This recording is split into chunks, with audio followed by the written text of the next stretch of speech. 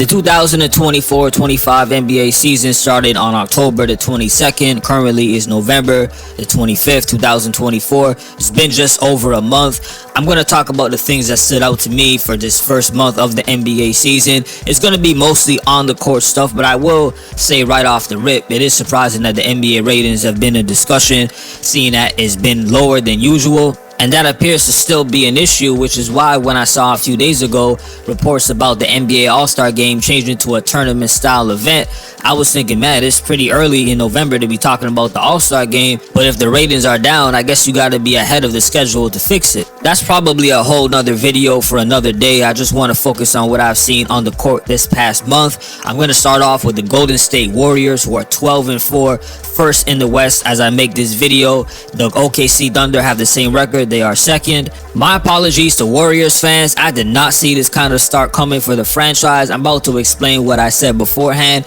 When Klay Thompson signed with the Mavericks in July, I was looking at the team. They missed the playoffs. One of their star players who, yeah, he was struggling, but still one of their better players on the team, has now been replaced in a sign-and trade with Buddy Hield going to the Warriors, a really good three-point shooter as we know, and Kyle Anderson, good defender, but both of these guys are not quite Klay Thompson, even if he's not in his prime himself. So when I saw Warriors sign Steph Curry to a max extension of 1 year at the end of the next month after, I was thinking, wait, what are they doing? The team should be rebuilding. Like, I don't see them actually competing for a championship. I was questioning who was an actual star outside of Steph Curry, who would be there to help him. I saw that they had a bunch of decent role players, but I never saw them all coming as a collective like this with a 10 to 12 man rotation, literally, that Steve Kerr has been using. Kuminga played under 20 minutes. What are the biggest factors that determine whether he plays 15, 16, 17 minutes versus upwards of like 25? I just read the game, and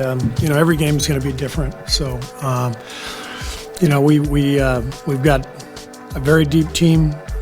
As we know, we're committed to playing 12 guys every night. So we just find groups that click and we stay with them, and JK will be part of a lot of those. As you can hear, Steve Kerr is not playing with this 12-man rotation that you don't typically see from teams even in the regular season, forget the playoffs. I also thought Jonathan Kuminga would have been somebody who had a breakout year, stepped up, if it wasn't Andrew Wiggins being the second player behind Steph Curry when it came to scoring.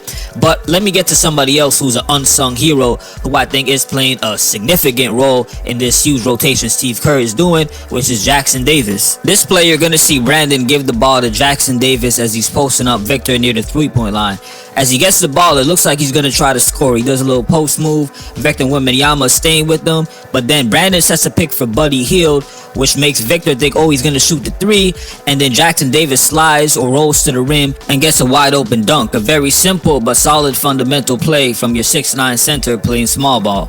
Here's Jackson Davis on defense. Victor Wembanyama sets an off-ball screen. Then he's going to set an on-ball screen for Chris Paul. As Chris Paul comes off the screen, Jackson Davis recognizes this. He's going to drop back, anticipating that Chris Paul is going to drive in the paint, which leaves Wembanyama open quickly for a three-pointer, but he's not exactly Steph Curry or even a Tatum. Davis does a good job to close out to discourage him from even shooting.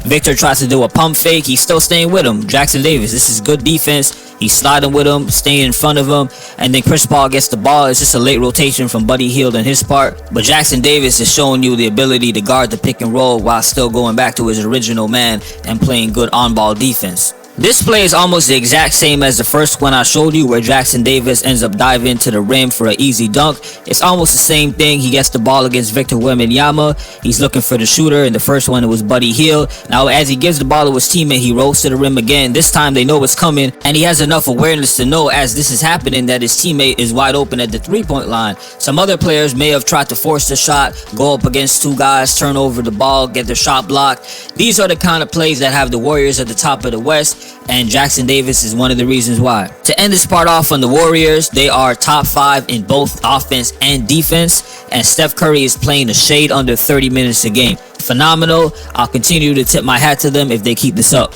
The Houston Rockets is another surprise after a month. They are third in the West right now at 12-6. Y'all gotta keep in mind too, every team in the Western Conference 1 through 8 is above the 500 mark. So that shows how competitive this conference is.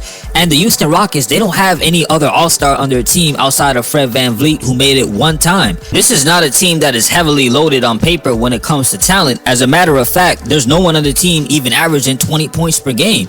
Alperen Sengun, Jalen Green, Fred VanVleet, they all average roughly the same. Well, Jalen Green and Alperen Sengun, but it's all within that 14 to 18 point per game mark, which makes sense since they're a middle of the pack team when it comes to points per game offensively. But their defense, on the other hand, they're third in least points allowed right now in the NBA. If they stay at the top of the West throughout the regular season, it's got to be because their defense is holding up, or they were able to generate a little bit more offense than what they're doing right now. This gets into one of my main concerns with the team that I've mentioned before. I believe when you have two guys in your backcourt, especially if they're undersized and at the same time are both naturally scorers looking to get their own shot, it doesn't really work well. You could point to one of the few exceptions like a Steph Curry and a Klay Thompson, but even with a team like that, Klay was more off the ball. He picked his spots when he wanted to shoot, and Steph Curry and Klay are not necessarily undersized, especially Klay Thompson, who's about 6'7". And when I look at Fred VanVleet and Jalen Green, they're both shooting under 40% from the field. It makes me wonder, well, who really is their point guard in the starting lineup? You can make the argument Alperen Sengun is their best playmaker. If you're not worried about that, you're looking at a Nikola Jokic, for example, who's clearly the best playmaker on his team at the center position.